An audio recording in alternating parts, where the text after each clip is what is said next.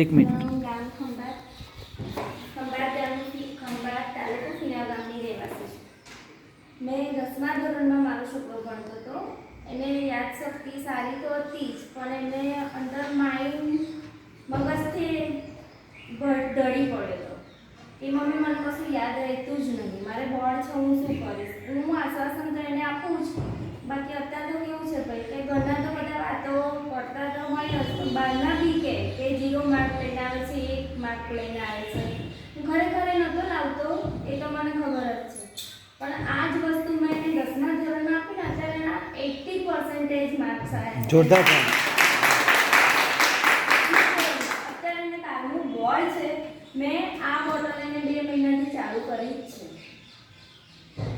આપણે લાયા 2 મહિનાથી એને આ બોટલ ચાલુ કરે છે. અત્યારથી મમ્મીમાં કશું યાદ નહીં રહેતું, એટલે લોડ આવે ને ભણવાનો